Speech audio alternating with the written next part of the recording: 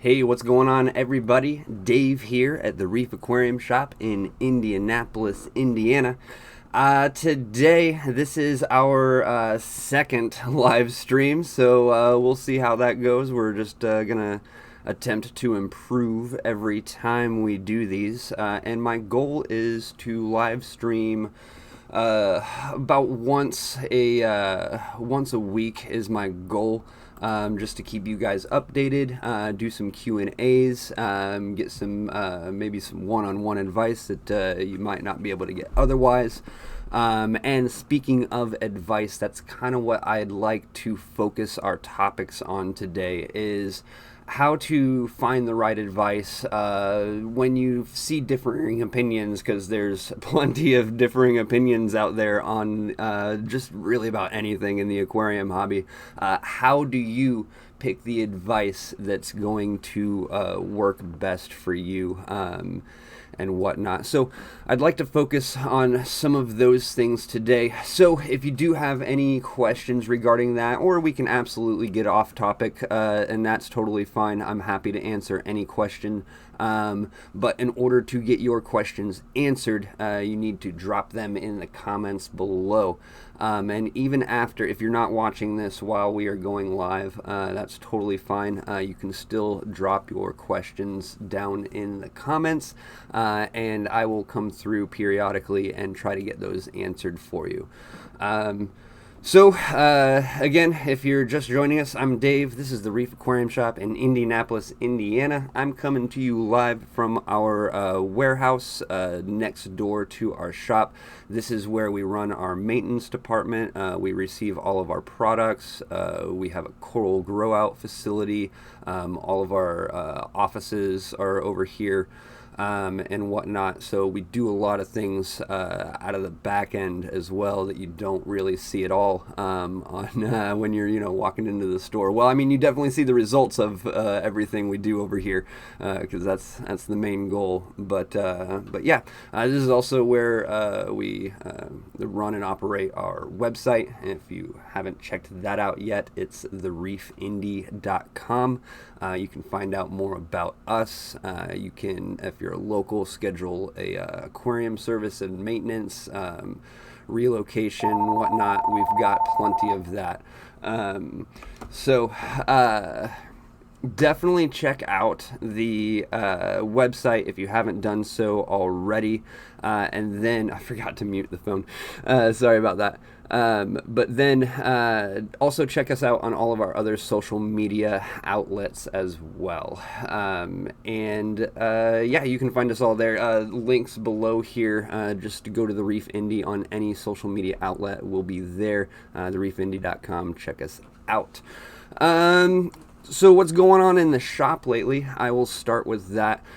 We just yesterday got in yesterday is our big shipment day. We went live on Facebook. We do that every week, so if you haven't seen that, check it out. We go over everything new coming in the live videos later today on Facebook. We will be posting the master lists of all the new stuff that we got in. So definitely check that out as well. I thought I muted that. Let me mute my phone and figure that out real quick. I'll be right back.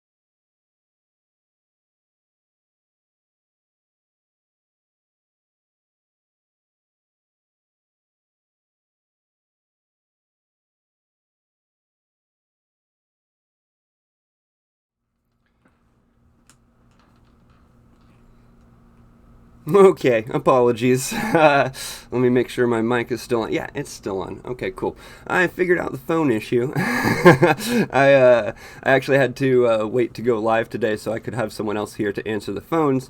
But then, when I went live, I forgot to mute my phone. But now I got it all figured out, and those calls will still get taken care of. All right. So, we were talking about what's going on. Big shipment day for us yesterday. One of those shipments was another Indo coral shipment. So we we have been kind of packing in the corals lately, if you've been following along. And I actually haven't seen the shipment out today. I will be going over to the shop here in a little bit so I can finish off the master lists, and I will be getting some photos of that new shipment coming in, or that came in yesterday, and I'll probably be posting most of those images to Instagram. So if you want to check those out, definitely do so. We will be holding some of those pieces back for the Indmas frag swap, which is a big event that happens here. That's going to be in Danville, just a short jot away from Indianapolis, but that's put on by the Indianapolis Marine Aquarium Society. And there's going to be tons of vendors there, raffles, giveaways. You can check out indmas.org for all the details on that. We will be there. We'll have a big booth. And my point is that we are actually taking corals from the shipment yesterday, and those two that we've got a week or two ago. We are going to be setting some aside, kind of cherry picking some really nice pieces and bringing them out to the frag swap. We're also going to have some really good deals over there, but we just haven't announced those quite yet. So be excited. We will be announcing all the sales that we're going to have at the frag swap soon, so just pay attention to all of our channels, and we'll be kind of spreading that out in mass soon. But again, that is on the 14th of March. So here in about a week or so. Yeah. It's getting there. So yeah, next weekend we will be at the frag swap. So look forward to that. I'm pumped about it. What else is new? We've got a lot of cool freshwater fish in as well. If you saw the last week's master list, you saw that we had a Moorish idol. We actually got that eating pellet, and we were super stoked about it. As soon as one of our customers saw it was eating pellet, he took it home, and we got 3 more. So we're working on getting those eating as well. We had some success with the cobalt marine pellets, so we're going to try those again, see how they do. Pretty excited about that. Freshwater side, we've got a ton of awesome stuff in. Some really nice goldfish. The panda goldfish look fantastic. We got some nice, good-sized, assorted arandas that look amazing. So if you're into goldfish, definitely come check that out. Also, denison barbs, looking great. We got a ton of those in. There's also some live bears that came in. We got a lot of guppies. Red tiger platies. Those are super cool. And also, we've got something called blood red mollies. And if you were watching the walkthrough of the freshwater room yesterday, you saw the blood red mollies, and I said that they weren't that like blood red, that I wouldn't have named them blood red mollies anyway, but they're super cool looking regardless. They're more like an orange base and kind of have like a mottled pattern throughout. Some really cool like black and like bright blue highlights. You just gotta see them. So check out that Facebook page and the freshwater walkthrough. I'll also have hopefully some pretty good images of those up on the master lists here coming up very soon. So again, pay attention to the Facebook page and we'll get those master lists up. You can see some cool pictures of what I'm talking about. I don't know. I don't think I mentioned them yet, but we've got a bunch of fire eels in, and they're all packing up in this one piece of deco. We're keeping them together, and they've got their heads poking out, and it's super adorable. I got a good picture of that we'll be posting. But yeah, just a lot of cool stuff coming in recently. The Fricata rainbows that we've been getting in the past month or two have been gorgeous and super popular because of that. So definitely come check those out. I'm trying to think of if there's anything new at the shop, but I don't really think that we've got too much going on that we're doing or that we're announcing publicly yet. Anyway, I mentioned in my last live video that I'm getting ready to do a video series where I'm going to set up a whole tank, and that's going to be real fun to do. I've got the first video completed, but I'm going to keep making a few in the series before I start releasing those. So that's going to be cool. Pay attention to the YouTube page for that. If you haven't done so already, go ahead and it's over here. Click that subscribe button if you're digging the content or you want to know more about us. I would love to have you join us. And yeah. So more into the topic of what our Q&A, or what I'd like our Q&A to be about, is aquarium advice and where to get it and what exactly you should be paying attention to, maybe who you should be paying attention to even.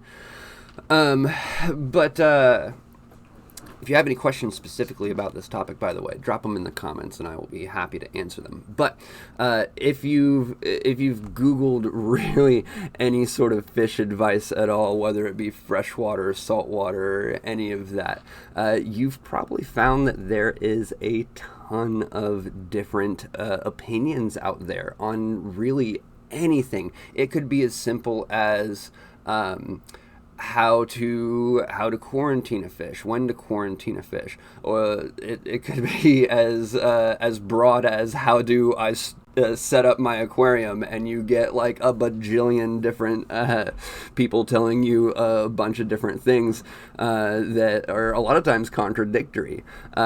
So my main thing about this is just like myths, there's truth to every myth.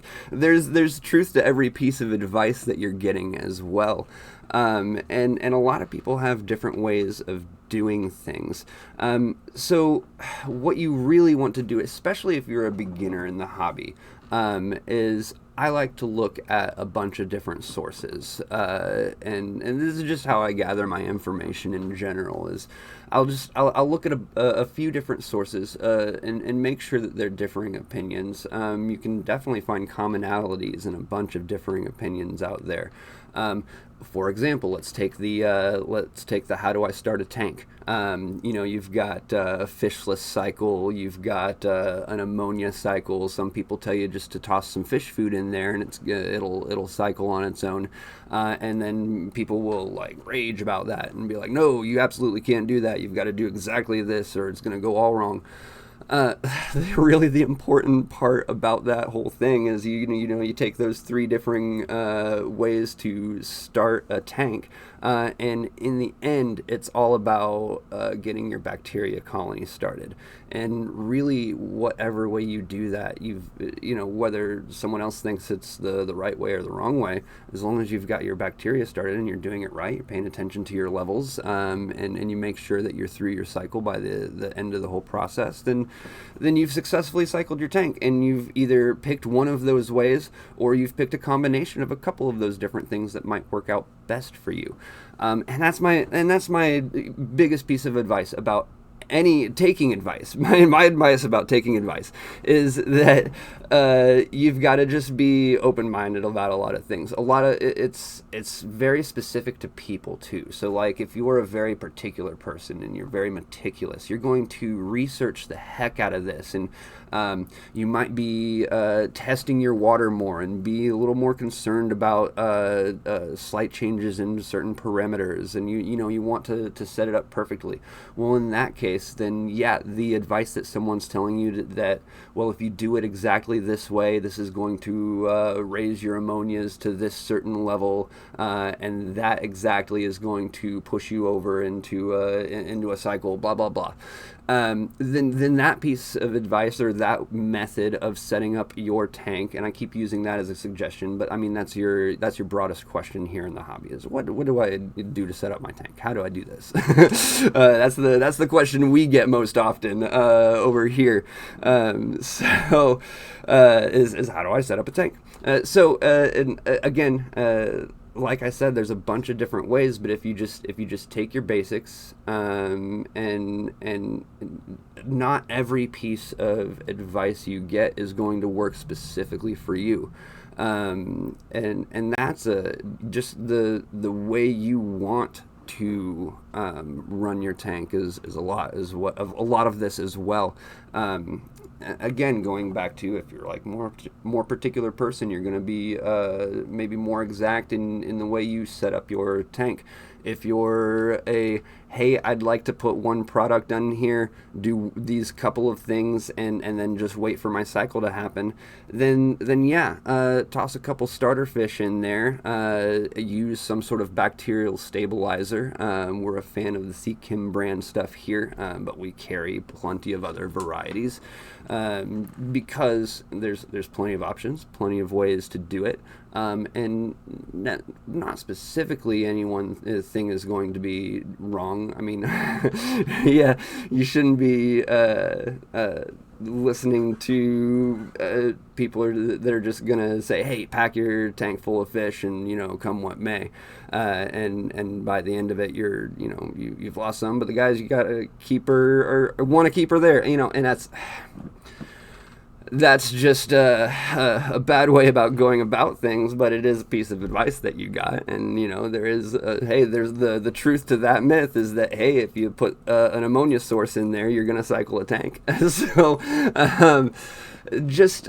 even what my preferred method is, and again, I've told you collect different forms of information, but one-on-one guidance is honestly the best way to go about this. If you have a good local fish store like ourselves, if you're in our area, getting your advice from one or two people specifically that have experience, that know what they're doing, their particular methods have worked well for them, and for the others that they have been advising, then they should work well for you. And if you don't have a good local fish store or pet shop that has a good knowledgeable employee base, jump on some forums. There's even some Discord communities out there. I don't know if you're familiar with that, but that are just out there for aquarium advice. And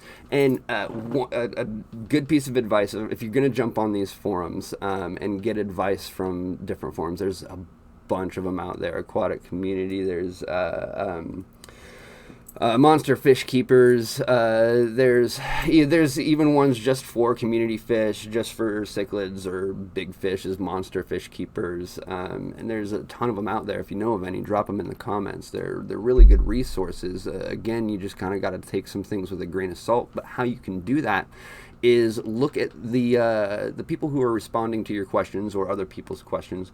Look at their posts, see how many posts they have made, how long they have been in the forum, and gather information about that person. And if they seem more knowledgeable to you, then go for it. If their advice that you're trying is working for you, then go for it. A lot of we've figured out a lot of things in this hobby, but every new hobbyist is going to go through some form of guess and check in this whole process. For me, my biggest guess and check is live plants. It's like I think I'm pretty sure I have the right parameters for this, the right lighting. I'm pretty sure I'm dosing the right things. let's check my theory and try this particular plant that I want. But and sometimes that doesn't go well for me, and I've got to figure out what I did wrong.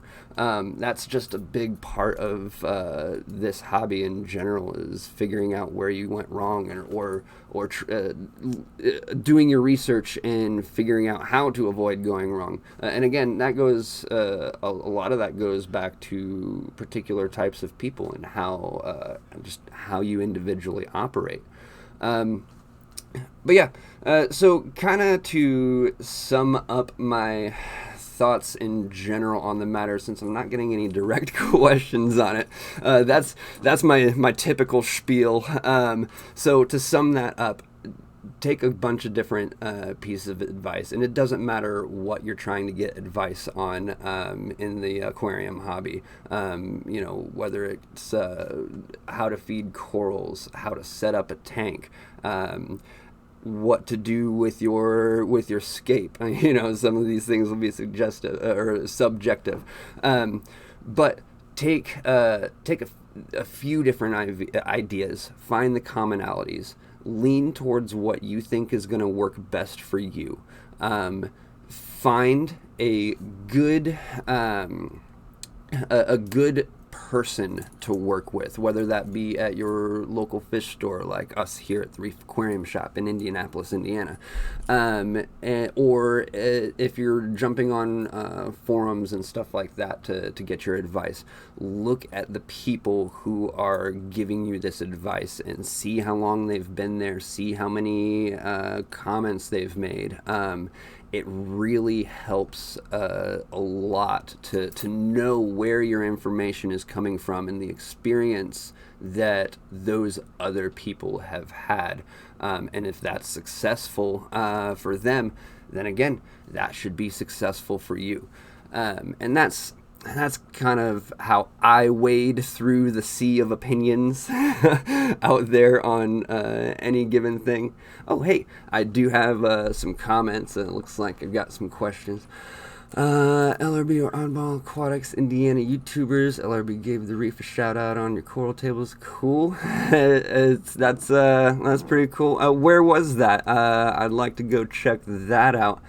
Tom specifically made that comment, said someone gave us a shout out on their channels, so I didn't see any new notifications for it, so I'd love to give them a thanks if you want to show me where that is.